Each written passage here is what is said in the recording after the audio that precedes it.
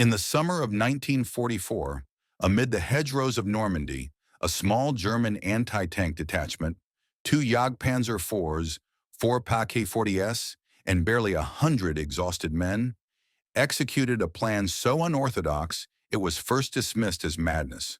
Instead of building a solid line, they vanished into the terrain, buried their guns in hedge cuts, filled the lanes with mines, staged fake wrecks, and left false radio chatter to trick Allied intelligence. At dawn, two Allied tank companies advanced down a narrow sunken road, confident the sector was clear. Their M4 Shermans and M10s forced into single file by the tight Bocage walls. When the fourth tank reached the first bend, a single shot from a concealed Pak-40 pierced its side and blocked the lane. The fifth exploded seconds later, and within minutes the entire column was trapped. Concentrated fire targeted the middle of the formation, isolating the lead and rear elements, while mines and hidden MG-42s stopped infantry support. Each German gun fired no more than 4 rounds before relocation, leaving behind decoys and burning husks to confuse the enemy. The Jagdpanzers struck from the flanks at 400 meters, destroying any attempt at withdrawal. Allied coordination collapsed, radios jammed by smoke and terrain, air support blinded by fog and foliage. By the 75th minute, 20 Allied tanks were burning or abandoned, the road choked with twisted steel and smoke, while the German unit withdrew methodically to a secondary ridge, losing only a single vehicle and a handful of men. The entire engagement lasted 120 minutes, a calculated display of timing, deception, and discipline that transformed desperation into efficiency, proving that even in the collapse of a failing war machine, precision and terrain could outweigh numbers, and that a crazy plan, executed with cold logic, could erase 20 tanks before breakfast. The plan's success began long before the first shot, in the night of quiet preparation when every meter of terrain was measured, every field of fire pre-sighted, and every hedge cut turned into a weapon. Engineers buried Pak-40 barrels under soil and foliage, leaving only a few centimeters visible, while infantry dug slit trenches in staggered depth, forming invisible layers of defense. Mines were not scattered but chained, wired to detonate in sequence to simulate rolling artillery. Decoy guns built from wooden logs were placed openly to draw early reconnaissance, while the real weapons waited in darkness. Ammunition was rationed, each crew given fewer than 20 shells, forcing every shot to count. Communications ran by cable through the roots of hedges, immune to jamming.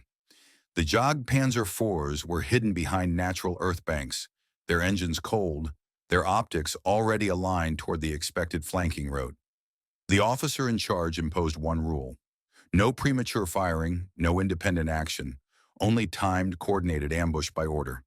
At dawn, the Allied column started moving, unaware that they had entered a geometric trap designed to collapse on itself once the fourth tank was hit.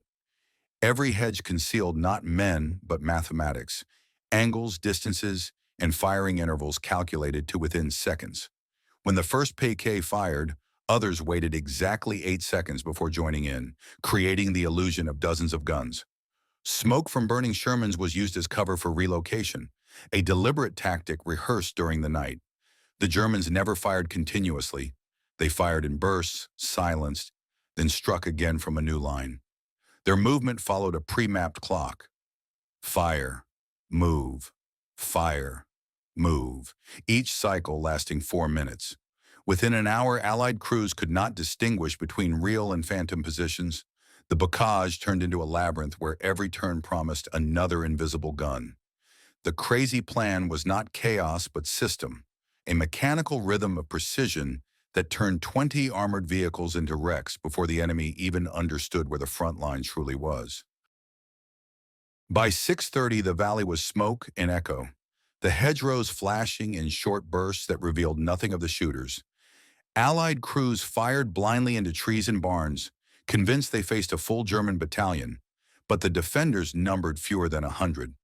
Each German gunner had memorized his arcs during the night, so when the first wave of fire ended, they shifted by exact intervals, hauling Pak-40s by half-track 30 meters back through narrow lanes, covering the same road from new angles. Allied armor tried to press forward, but the sunken road was now clogged with burning wrecks, and those that bypassed into side fields triggered chain mines that threw steel tracks skyward. Smoke grenades hit German movement while confusing enemy gunners. Jagdpanzers moved unseen through gaps, emerging only long enough to fire once and vanish again. Allied infantry, stripped from their tanks, advanced through hedges only to meet machine gun fire from concealed nests dug the previous evening. By 0650, the 1st Sherman Company ceased to exist as a fighting force.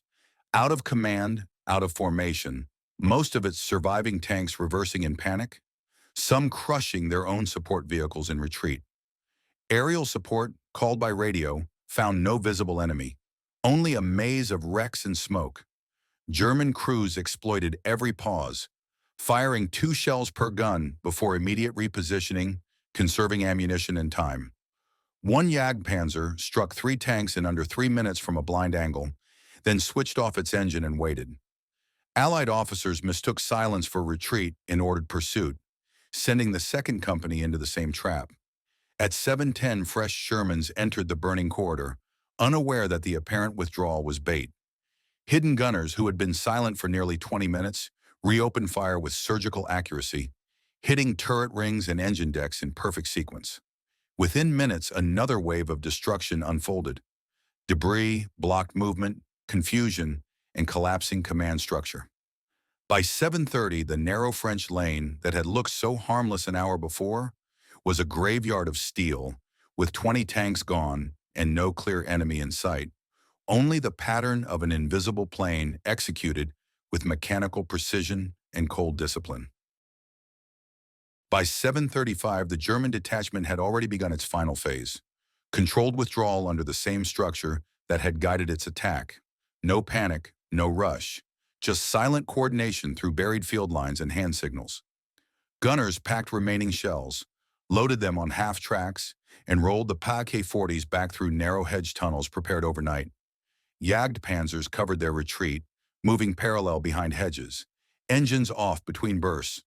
Allied artillery finally responded, saturating the valley with high explosive fire, but every round landed on empty positions, decoy barrels, burned-out wrecks, and smoking earthworks left as deliberate targets. To the air crew circling above, it looked like total annihilation of the German line. Yet the real units were already half a kilometer away. Every German withdrawal step was pre-timed.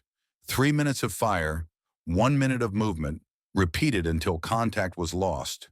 A single Jagdpanzer stayed behind to mask engine noise and draw attention, firing 2 shells at retreating Shermans before slipping out through a concealed orchard lane.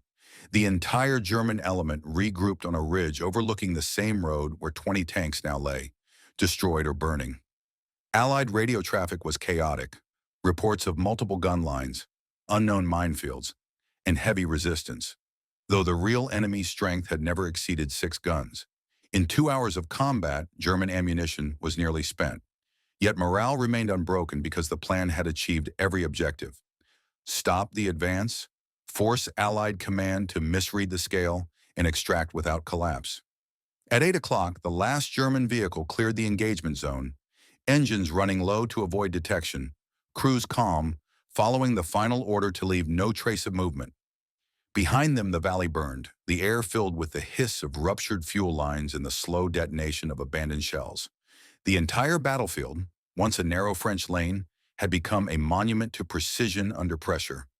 20 tanks eliminated, the enemy halted, and an army in retreat proving, for the last time, that coordination and timing could still rival mass and power. A crazy plan executed not through luck, but through system, geometry, and discipline under the edge of total defeat. By 8:05, silence returned to the bocage. Smoke drifted through the hedgerows and the wrecks of 20 Shermans still burned along the road that only hours before had been a confident route of advance. The Allied commanders hesitated, convinced they had encountered a major German defensive line. In reality, the entire enemy presence had already vanished. 6 guns, 2 Jagdpanzers, and a handful of engineers, retreating methodically toward a fallback ridge prepared in advance. The ambush had lasted just under 2 hours, from the first shot to the final withdrawal, yet the delay it caused stretched across the day. Allied artillery now pounded empty fields, and reconnaissance aircraft circled without identifying a single live target. The effect was psychological as much as material. An armored force that had advanced daily through shattered towns suddenly halted by an invisible opponent, its crews shaken by the precision and brevity of the strike. For the German command, the engagement proved that even in collapse, small coordinated actions could paralyze a superior enemy through control of timing, terrain, and deception. The officer behind the plan filed his report in a single page.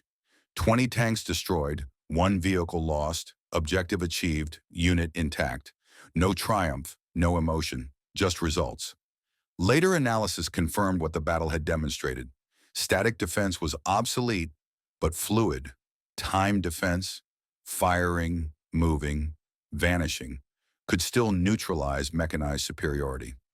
The crazy plan worked because it treated the battlefield like a machine, not a field of chaos. Every hedge, mine, and gun placement designed to function in sequence, every man moving on schedule. In those 2 hours, discipline replaced numbers, geometry replaced firepower, and illusion replaced strength. It was not heroism that halted the Shermans. It was system, logic, and the precision of soldiers who knew the war was lost, but still fought as if every minute mattered. By 8:10, the German column reached its secondary ridge, concealed by trees and fog, engines idling in total radio silence. Spotters observed the valley through binoculars, watching Allied recovery crews gather among the wrecks, still unaware that no German force remained within range. Reports later recorded confusion spreading through Allied channels. Some claimed they had faced at least a regiment. Others believed airdrop mines or self-propelled guns had been hidden underground. The deception had worked perfectly. False wrecks, broken telegraph poles, and decoy barrels gave the illusion of a much larger mechanized defense. German engineers began dismantling cables and burying spare equipment, ensuring no trace of the ambush remained. Within 30 minutes, their entire force was gone, moving south toward the next delay line. The success of the 2-hour engagement was measured not only in destroyed tanks, but in time gained. The Allied spearhead that was expected to advance 6 kilometers that morning moved less than 1. A single battalion's schedule had been derailed, forcing coordination changes across 3 neighboring sectors. Strategic gain was minimal, but the tactical disruption was decisive. The Allied reports listed exceptionally well-coordinated ambush under hedgerow conditions, an assessment that underestimated the precision behind it. Each shot, relocation, and pause had been mapped on a written timetable, minute by minute. The entire action resembled an engineering experiment more than a battle. German command later cited it as proof that discipline and micro-coordination could offset material inferiority, if only temporarily. For the soldiers who fought it, there was no celebration, just exhaustion and silence. They had executed a perfect operation, knowing it could not change the outcome of the war. 2 hours of control in a campaign otherwise defined by collapse. 20 tanks gone, an enemy delayed, and a demonstration that logic and geometry could still momentarily defy inevitability. By 8:30, the ridgeline fell quiet, the sound of engines replaced by the distant rumble of Allied artillery searching for targets that no longer existed. The German unit dispersed along secondary farm tracks, splitting into smaller elements to reduce detection. Each vehicle moved according to the pre-written withdrawal plan. 5 minutes apart, no radios, no lights, no unnecessary stops. Discipline remained absolute. Behind them, reconnaissance flights photographed only destruction, columns of black smoke rising from the valley, twisted Sherman hulls blocking the lanes, and burned-out M10s abandoned mid-turn. Allied ground forces spent the next hours clearing debris and recovering wounded, unable to re-establish forward momentum until noon. What had been planned as a brief skirmish became a full tactical pause across the sector. The ambush had not only cost armor, it fractured tempo. Every hour lost in Normandy mattered. German command understood that they could not win through annihilation, but through time. Each hour delayed meant one more chance to regroup, refuel, and prepare the next trap. Analysts later identified 5 key elements behind the operation's efficiency: terrain mastery, deception layering, fire discipline, communication control, and mobility through precision rather than speed. The officers' crazy plan combined all five in sequence, transforming minimal resources into a network of interlocking effects. No element acted alone. Each supported the next like gears in a machine. This was not improvisation. It was calculated adaptation to inevitable defeat. The engagement at Le Désert became an internal case study circulated among surviving Panzerjäger units in the following weeks, labeled simply Firetrap 7/44. It was cited not for its heroism, but for its system. The lesson was clear. When strength was gone, structure had to replace it. Every movement, every shot, every withdrawal had to serve time itself as the real weapon. In those 2 hours, the Germans proved that time, not firepower, could still wound an army. By 8:45, Allied command finally realized the valley had been empty for almost an hour. Patrols sent through the wrecks found no prisoners, no wounded Germans, not even shell casings. The defenders had stripped the field clean before leaving.